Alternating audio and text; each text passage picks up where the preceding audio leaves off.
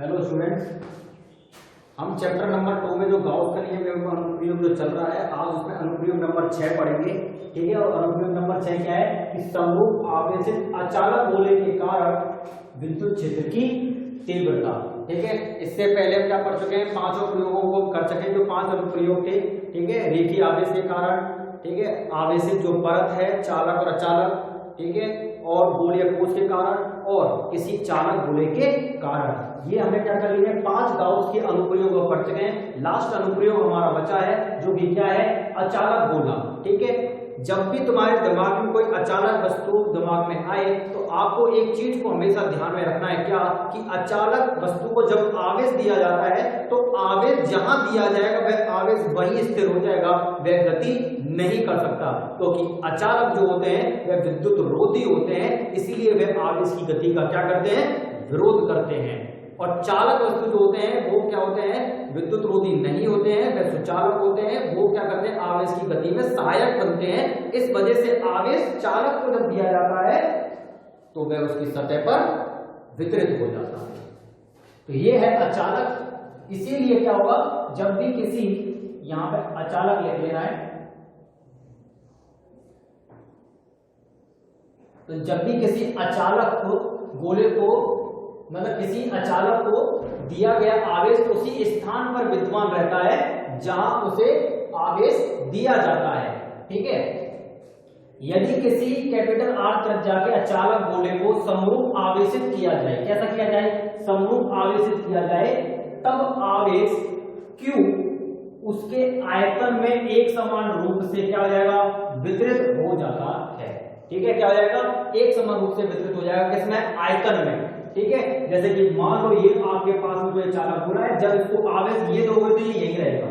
इसी तरीके से क्या करना है आपको, इस पूरे गोले को समरूप आवेशित करना है। ठीक है, तो समरूप आवेशित करने का मतलब क्या है कि इसको आवेश दे देंगे जो कि आवेश इसके संपूर्ण आयतन में क्या कर जाएगा, फैल जाएगा।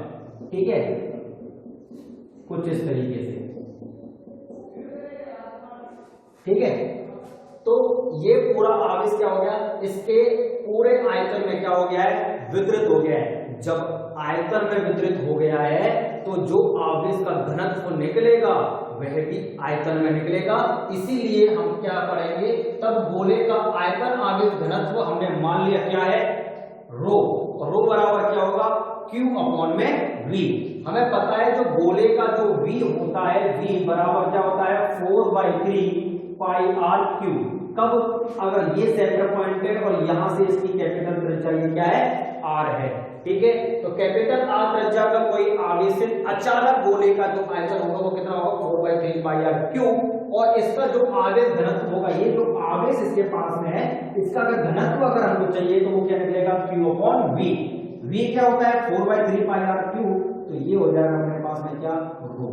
ठीक है, इसको भी थोड़ी देर के लिए रखना है अपने पास में, इसकी जरूरत पड़ेगी हमें डेरिवेशन के अंदर में, तो दिमाग के अंदर रखना है कि आवेश घनत्व क्या होगा, Q अपॉन V, और V की वैल्यू पुट कर दी क्या, 4/3 पाई R क्यूब।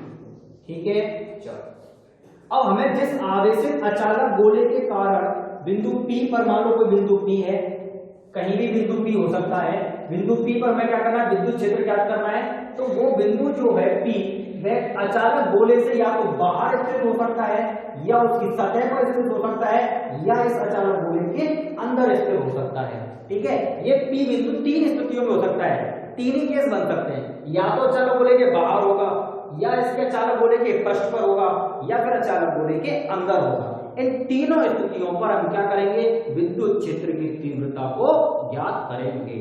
ठीक है, गोलीय कोष में और चालक गोले में अंतर क्या है कि वहां पर जब उसके आयतन में आवेश दिया जाता है तो वो आवेश अंदर नहीं ठहर पाता, वो कहां आ जाता है, पृष्ठ पर आ जाता है। और गोलीय कोष में तो पृष्ठ पर आएगा क्योंकि वो खोखला होता है। और जब चालक गोला ले लेंगे आप, इसके कारण यहाँ पे मान लो चालक गोला है चालक की जगह पे, तो ये जो आवेश आप अंदर दिखाई दे रहा है, ये अंदर ना होकर कहां पे आ जाएगा, इसके पृष्ठ पर आ जाएगा। ये अंतर है उस वाले डेरिवेशन में और इस वाले डेरिवेशन में। बस आपको ध्यान में ये रखना है कि उसके अंदर आवेश नहीं होता, इसके अंदर आवेश उपस्थित है। ठीक है, तो 3 स्थितियां हैं, एक बाहर, एक सतह पर और एक अंदर। ठीक है, मान लिया ये कितनी दूरी पर है, R दूरी पर है, ये भी दूरी R है और ये भी दूरी क्या है, R है। ठीक है। अच्छा, ये डायग्राम नहीं बनाना है आप लोगों को, मैं सिर्फ समझाने के लिए बता रहा हूं आपको। तो यदि इस आवेशित अचालक गोले के कारण किसी बिंदु P पर विद्युत क्षेत्र की तीव्रता ज्ञात करनी हो, तब बिंदु P पर तीन स्थितियों में, कितनी स्थितियों में, तीन स्थितियों में विद्युत क्षेत्र की तीव्रता ज्ञात की जा सकती है। पहला, जब बिंदु P गोले के बाहर स्थित हो। दूसरा, जब बिंदु P गोले की सतह पर स्थित है। और तीसरा, जब बिंदु P गोले के अंदर स्थित है। ठीक है, बारी बारी से हम इन तीनों को देखेंगे। तो सबसे पहले हम ये स्थिति पढ़ेंगे कि जब बिंदु P गोले के बाहर स्थित है, उस कंडीशन में जो विद्युत क्षेत्र होगा वह कितना होगा। ठीक है, चलो इसको लिख लो जल्दी से।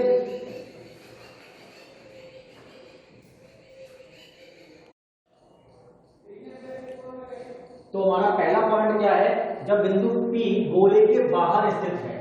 ठीक है, तो जब बाहर स्थित होगा तब हमें विद्युत क्षेत्र में क्या करना है, ज्ञात करना है। ठीक है, तो माना बिंदु P गोले के केंद्र O से r दूरी पर है। ये कोई गोला है आपके पास में, अचालक गोला है, इसका ये वाला जो हिस्सा ये केंद्र है O, यहां से r दूरी पर ये जो त्रिज्या आप ले रहे हो ये r है, तो ये r है यहां से यहाँ तक। ठीक है, ये भी r है, तो ये हिस्सा भी क्या रहेगा, r का रहेगा। ठीक है, यहाँ पे मैं दिशाओं को भी दिखाना है, इसलिए मैंने ये r यहाँ तक लिख दिया है। तो अब क्या करना है कि हमें केंद्र O से ये जो P बिंदु जहां पर हमें विद्युत क्षेत्र ज्ञात करना है वह कितनी दूरी पर है, केंद्र O से स्मॉल r दूरी पर है। इसको नापोगे तो ये r ही आएगा, ये भी r ही आएगा। ठीक है, तो ये स्मॉल r दूरी पर है। ठीक है, तब गोले के केंद्र O को केंद्र मानकर हम क्या करेंगे, इसी गोले के केंद्र को केंद्र मानेंगे और स्मॉल r त्रिज्या का क्या खींचेंगे, जितनी दूरी पर है उतनी त्रिज्या प्रकाश भर के इसके चारों तरफ क्या करेंगे, एक गाउसियन पृष्ठ की कल्पना करेंगे, जो कि हमारा कैसा होगा, गोलाकार होगा। और उस गोले की जो त्रिज्या होगी वह स्मॉल r होगी। ठीक है, और ये जो P बिंदु है इसी गोले के पृष्ठ पर क्या होगा, स्थित होगा, जिस पर हमें क्या ज्ञात करना है, विद्युत क्षेत्र की तीव्रता को ज्ञात करना है। ठीक है, अच्छा अब देखो, जब गोला होता है तो गोले से जो विद्युत क्षेत्र निकलेगा वो हर दिशा में निकलेगा। ठीक है, तो जब भी यहां से दिशा को, इसके केंद्र से दिशा को लिया जाएगा और इसके पृष्ठ तक नापा जाएगा तो वो होगी तो त्रिज्या ही ना। अब जैसे गोले की दिशा को व्यक्त करना है कि मान लो इस पॉइंट पे गोले की दिशा को, क्षेत्र को, विद्युत क्षेत्र को ज्ञात करना है, तो यहां से जब इसको मिलाओगे तो यहां तक ये बैठने की तो त्रिज्या ही ना। ठीक है, तो यहां से आप लोगों को बताओगे कि इस डायरेक्शन में है, आप बोलोगे इस पॉइंट पे, इस पॉइंट पर अगर ज्ञात करना हो तो इस पॉइंट पे, इस डायरेक्शन में, इस डायरेक्शन में। तो जो आप देख रहे हो ना, ये डायरेक्शन हमारी त्रिज्या के अनुदिश है।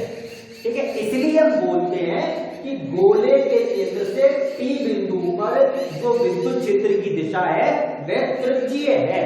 जिस ओर बिंदु P है उसी ओर हमारी क्या है, विद्युत क्षेत्र की दिशा है, त्रिज्या के अनुदिश। ठीक है, तो हमको दिशा भी पता चल गई। तो गोले के पृष्ठ पर अगर कोई बिंदु P स्थित है तो उस P बिंदु पर जो हम अल्पांश लिए हैं, जिसका पृष्ठ क्षेत्रफल कितना है, ds, इसका पृष्ठ क्षेत्रफल कितना है, ds है, इसको यहां पे लिख लो, ये ds है। और इस अल्पांश पर मान लो कोई गोला है और उस गोले का अगर लंब खींचना तो लंब कैसे चलेगा ना, उसके ऊपर। ठीक है, तो जो ds वेक्टर की दिशा है और जो विद्युत क्षेत्र की दिशा है गोले के केस में सेम होती है। अगर दिशा दोनों त्रिज्यीय है, समान दिशा में है, तो थीटा बराबर क्या बनेगा, 0 डिग्री बनेगा। इन दोनों के बीच में जो थीटा बनेगा वो क्या बनेगा, 0 डिग्री बनेगा। ठीक है, अब जरा देखो, तो माना बिंदु P गोले के केंद्र O से स्मॉल r दूरी पर है, तब गोले के केंद्र O को केंद्र मानकर हम स्मॉल r त्रिज्या के एक गोलाकार गाउसियन पृष्ठ की कल्पना करते हैं, जिसके पृष्ठ पर बिंदु P स्थित है। जिसके पृष्ठ पर क्या है, बिंदु P स्थित है, उसके पृष्ठ पर जो गाउसियन पृष्ठ आपने बनाया है।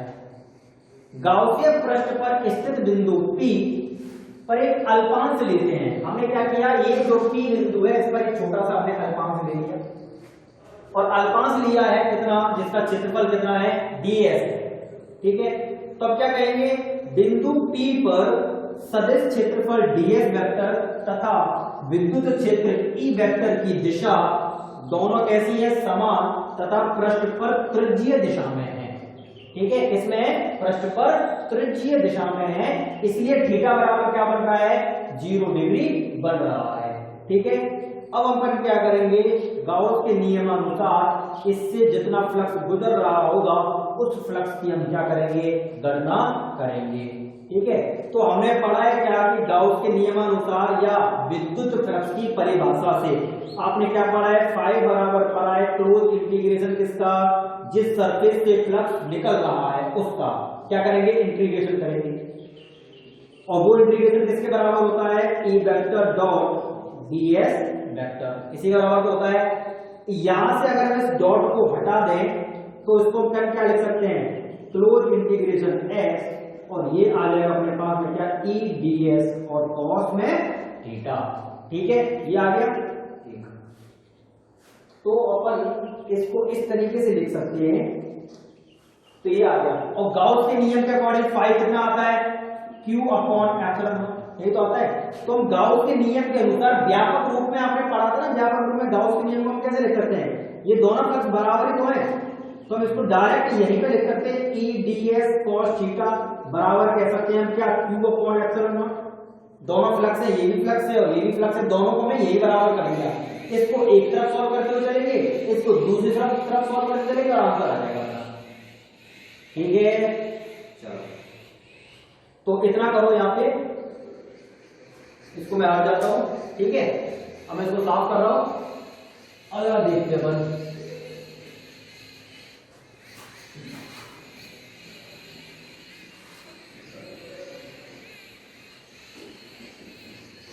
तो गाउस के नियम के अनुसार,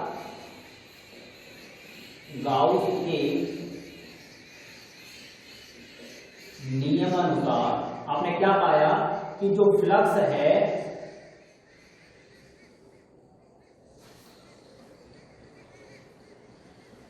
जो ई ds cos थीटा बराबर आपका क्या है, टोटल आवेश बटे एप्सिलॉन नॉट, ठीक है।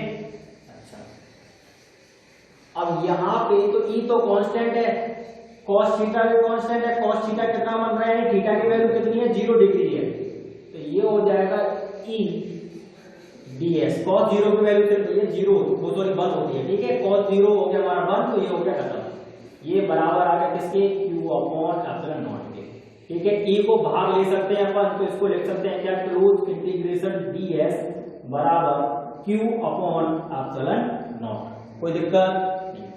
अब ये जो ds हम कर रहे हैं वो ds है कहां पे, वो गाउसियन पृष्ठ पर है, ठीक है। तो जब हम इसका इंटीग्रेशन करके जो हमको पूरा संपूर्ण पृष्ठ का क्षेत्रफल मिलेगा इसके इंटीग्रेशन से, तो किसका होगा, वो होगा किसका, गाउसियन पृष्ठ का, ना कि गोले का, बोना नहीं है। क्यों, क्योंकि आपने अल्पांश लिया कहां पर है, आपने अल्पांश जब गाउस के पृष्ठ पर लिया है तो इसी पृष्ठ का तो क्षेत्रफल निकलेगा, ठीक है। तो इसकी त्रिज्या है कितनी, स्मॉल r, तो यहां पे जो आप ds लिखोगे वह कितना लिखोगे, 4 पाई स्मॉल r स्क्वायर लिखोगे, ठीक है। कैपिटल R नहीं करना है, स्मॉल r करना है भैया, ठीक है, क्योंकि पृष्ठ हमारा कौन सा है, गाउस वाला है, बराबर q अपॉन में एप्सिलॉन नॉट, ठीक है। अच्छा, इसे समीकरण नंबर 1 डाल लो, ठीक है। और यहां पे लिख सकते हो, चूंकि क्लोज इंटीग्रेशन ds बराबर किसके है, 4 पाई r स्क्वायर के है, इसलिए ये टर्म आया है, ठीक है। इसे डाल सकते हो समीकरण नंबर 2, ठीक है। अच्छा, अब आप पिछले दौर में लौटो फ्लैशबैक में और सोचो कि q की वैल्यू कैसे निकलेगी, क्योंकि यहाँ पे पूरे आयतन में क्या है, आवेश है, ठीक है। तो आवेश का मान भी तो चाहिए कि कितना आवेश है, तो हमने समीकरण 1 में पृष्ठ आवेश घनत्व निकाल रखा है रो बराबर, ठीक है। तो यहां लिखेंगे अपन क्या, समीकरण 1 से क्या, रो बराबर है किसके, q अपॉन 4/3 पाई r क्यूब, ठीक है, यही तो है रो बराबर किसका रो आएगा, आवेश कहां पर है, गोले के अंदर है ना, तो घनत्व तो उसी का निकलेगा ना। तो यहाँ पे त्रिज्या कौन सी आएगी, गोले वाली आएगी। ठीक है, आयतन किसका लेंगे, गोले का लेंगे, ना कि गाउस पृष्ठ का लेंगे अपन। तो रो बराबर क्या आ गया, Q/4/3πr3। तो यहां से जो आपकी Q की वैल्यू आएगी वो आएगी कितनी, 4/3 पाई और कैपिटल R3 और इनटू में क्या रो, आ गई Q की वैल्यू। ठीक, तो Q का मान कहां रख देंगे, समीकरण 2 में रखने पर।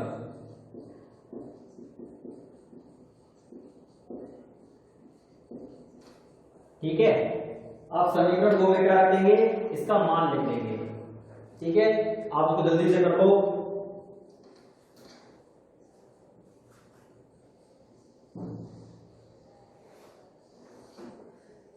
तो समीकरण 2 में अपन इसका मान रखेंगे, तो ये अपने पास में क्या आएगा, E इंटू 4πr²। ठीक है, ये तो एक साइड का फ्लक्स आएगा, ये बराबर किसके, गाउस वाले में Q/ε0 के। तो Q की जगह पर अपन क्या रख सकते हैं, 4/3 पाई कैपिटल R³ और इनटू में रो, और अपॉन में क्या कर देंगे, ε0।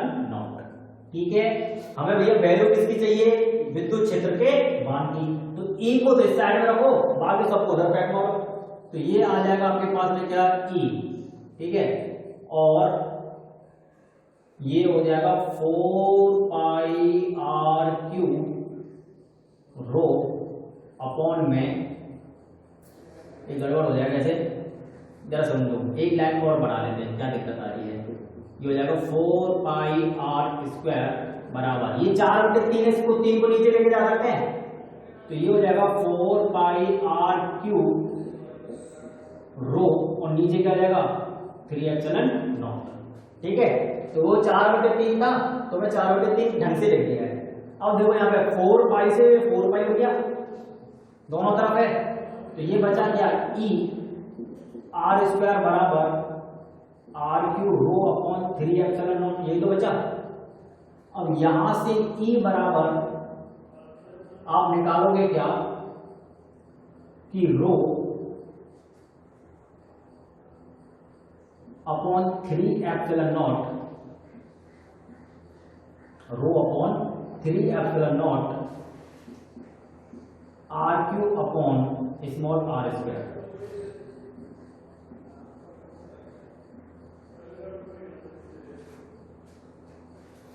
कितना आ गया, E बराबर रो upon 3ε0 R³ upon small r²।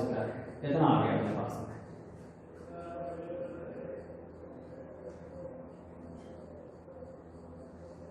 देखो एक चीज और सीखो, ये समीकरण 2 है, इस समीकरण 2 में अगर Q की वैल्यू को नहीं रखें, Q की वैल्यू को नहीं रखें, तो हमारा E बराबर कितना आ जाएगा, ये हो जाएगा E बराबर 1/4πε0 और Q अपॉन में r²।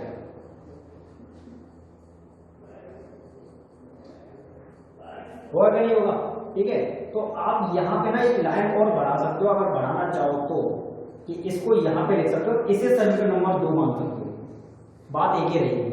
ठीक है, वैसे आपको चेंज करना नहीं है, फिर मैंने आपको बता दिया आपको समझाने के लिए, आप सिर्फ इतना ही रखो, कंफ्यूजन नहीं होना है, बस मैंने बताया है आपको कि इसको इस तरीके से भी कर सकते हैं। तो जब ये आपका E आ जाएगा 1/4πε0 और Q अपॉन में क्या, r²। ठीक है, तो ये कहां से आया, ये यहीं से निकल कर आया है, ये वाली जो चीज कोई एक्स्ट्रा नहीं आया है। जब आप यहाँ पे Q की वैल्यू को पुट करोगे, कौन सी वाली, ये वाली, आंसर वही निकल कर आएगा, जरा देख लो। तो यहाँ पे कर देंगे हम Q बराबर 4/3πr³ और इनटू में क्या हो, देखो 4π से 4π हो जाएगा, बचेगा क्या, E बराबर रो अपॉन 3ε0 और यहाँ ऊपर बचेगा R³ और नीचे आ जाएगा r²।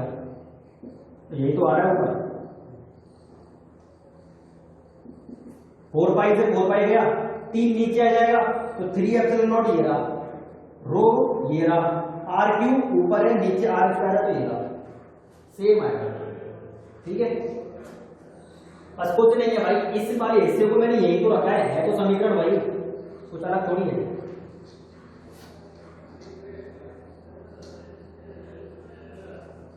तो आप यहां से चीज देख रहे हो कि जो आपका ई है वह अनुक्रमानुपाती है किसके 1/r² के। जैसे जैसे दूरी बढ़ेगी या घटेगी हमारी ई की वैल्यू क्या करेगी, घटेगी और बढ़ेगी। जो कैपिटल आर फिक्स रहेगा, गोला अगर एक बार ले लिया तो कैपिटल आर थोड़ी गोला थोड़ी बड़ा छोटा होगा। छोटा क्या होगा, इस केंद्र से उस बिंदु की दूरी जहां पर आप विद्युत क्षेत्र ज्ञात कर रहे हो। ठीक है, तो आप इससे क्या देख सकते हो, इसको समीकरण नंबर डाल देते हैं, ये 2 हो गया तो ये हो गया 3। ठीक है, तो आप देख सकते हो यहां पे अपन लिख सकते हैं क्या कि समीकरण 3 से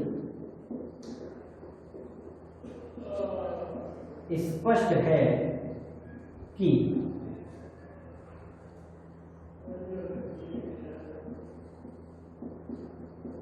आवेशित, या लिख सकते हैं क्या कि अचालक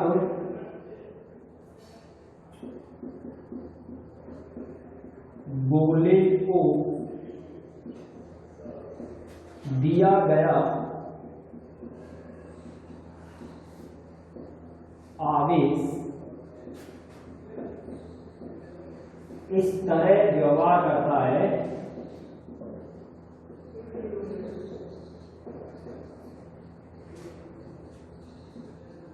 जैसे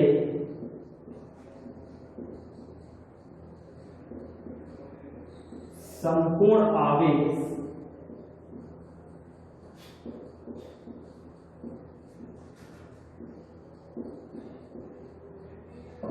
इसके केंद्र पर स्थित हो।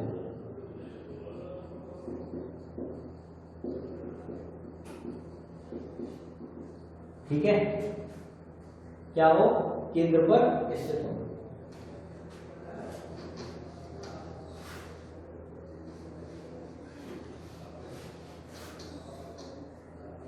अगर आपको इसको सदिश रूप में लिखना हो तो कैसे लिखेंगे,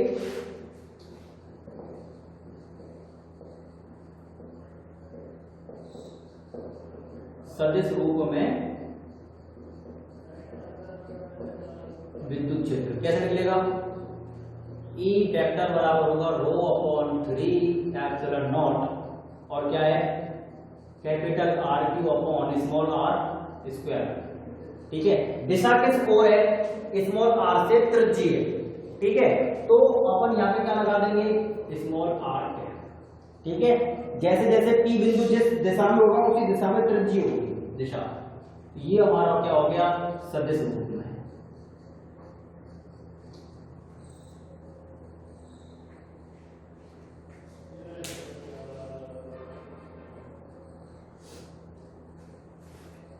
ठीक है, जल्दी से इसको उतार लो, फिर अपना नेक्स्ट करते हैं। अगर बिंदु कहां पर स्थित हो, ये सतह पर स्थित हो।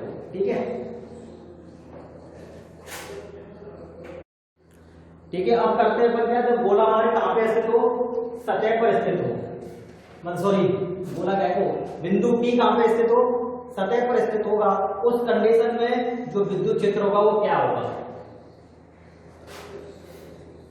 देखो जब बिंदु P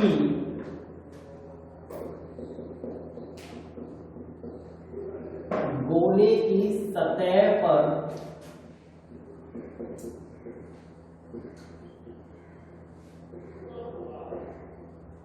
स्थित होगा तब स्मॉल r बराबर कैपिटल R होगा। ठीक है, जो हमारी स्मॉल r होगा वो किसके बराबर हो जाएगा, कैपिटल R के बराबर हो जाएगा। तो यहां लिखेंगे अतः, ठीक है, अतः समीकरण 3 से, ठीक है, समीकरण 3 क्या निकल आएगा, ये आएगा ρ/3ε0 और कैपिटल R³ स्मॉल r²। यही आया था विद्युत क्षेत्र हमारा फाइनल निकल के। अब यहाँ पे क्या लिखेंगे, small r to capital R रखने पर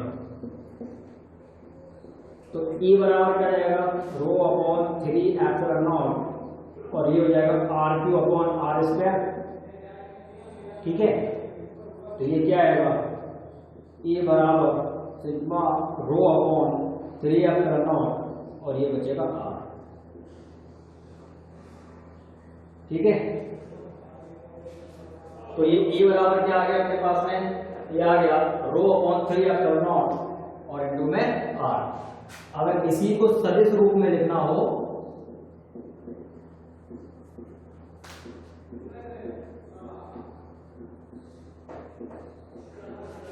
तो क्या करेंगे, E वेक्टर बराबर रो अपॉन 3 एप्सिलॉन नॉट और R, और यहां पे लगा देंगे हम स्मॉल r कैप। दिशा तो स्मॉल r कैप की रहेगी ना। ठीक है, कैपिटल R मत कर देना, गलत हो जाएगा, क्योंकि हम बिंदु की दूरी कौन सी ले रहे हैं, स्मॉल r ले रहे हैं। ठीक है, वो सतह पर आ गया है इसलिए कैपिटल R के बराबर हो गई है, पर दिशा तो हमारी r कैप में नोट करेगी जाएगी। ठीक है, चलो तो आज पर इतना रखते हैं। कल इसका जो लास्ट वाला जो भाग है वो एक महत्वपूर्ण है, उसी में थोड़ा आपको दिमाग लगाना है। तीसरा वाला जो हिस्सा होगा, जब बिंदु P गोले के अंदर स्थित हो, तो थोड़ा एक बात को आपको समझना है कि अगर गोला अंदर स्थित होगा, या हमारा बिंदु P कहां पर आ गया है, गोले के अंदर, तो गोले के अंदर गाउसियन प्रश्न बनाएंगे, बनाएंगे नहीं बनाएंगे? तो बिंदु P कहां है, यहां पर है। ठीक है, सारी दिक्कत तो कुछ नहीं है, जो आपका E इंटू 4 स्क्वायर बराबर कितना था, Q अपॉन एप्सिलॉन नॉट था।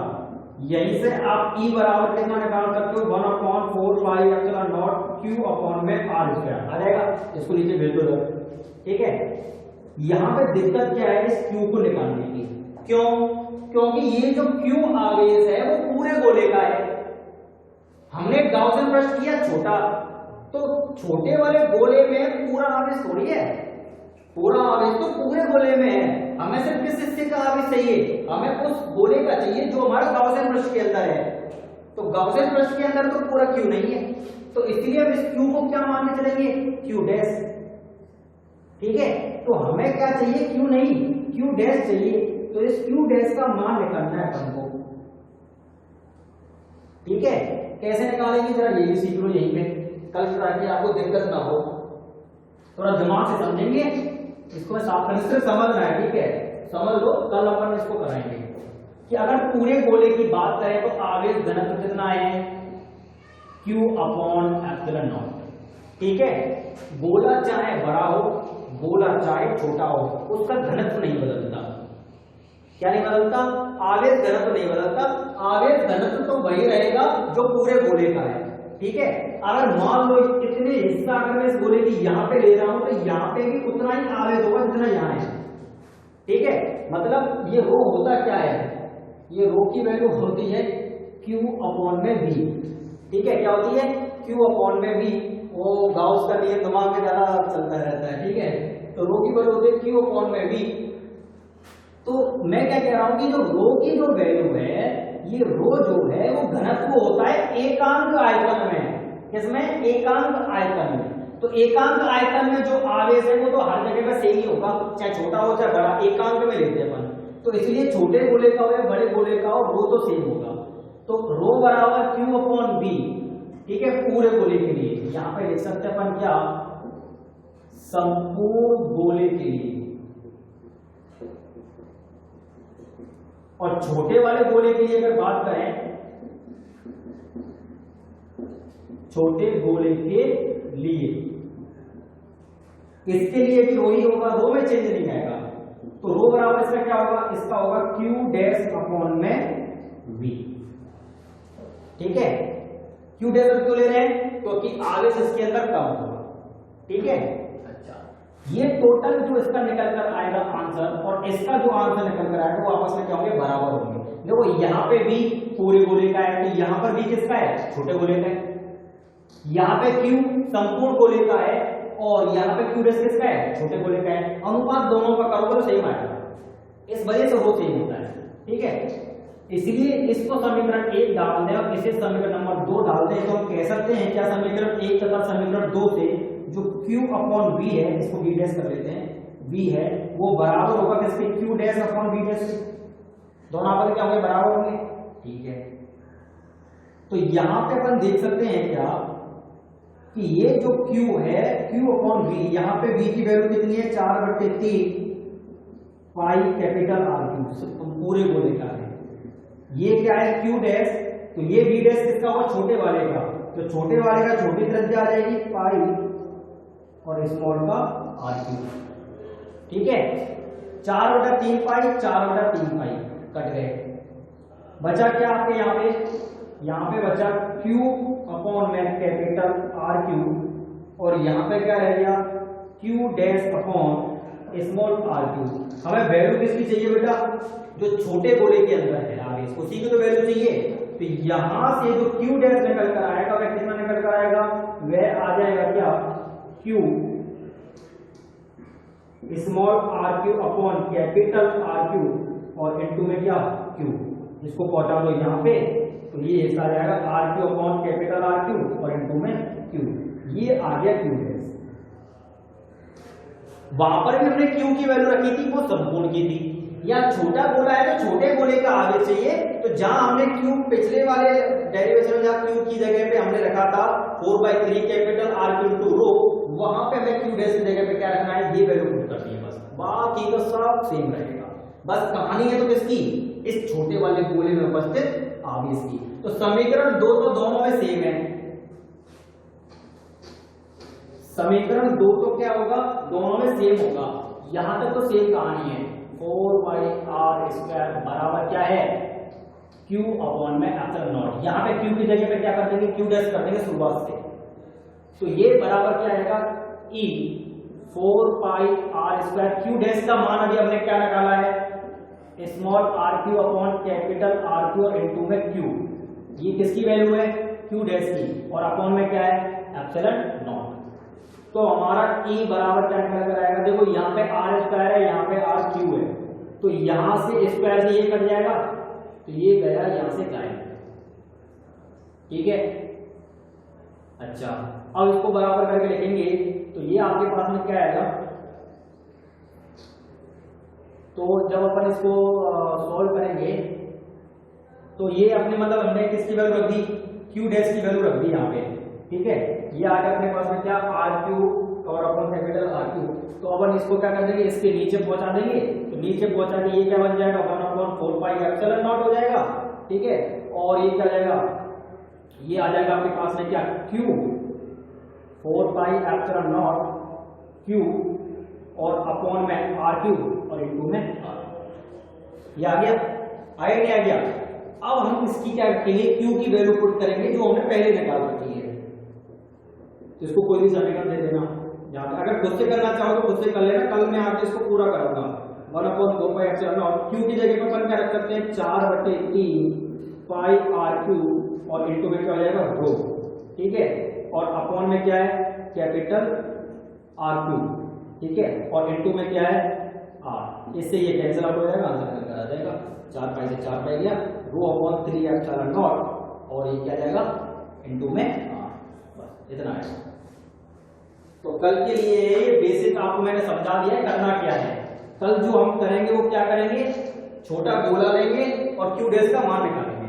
ठीक है, चलो आज के लिए इतना ही, बाकी का अपन कल करते हैं।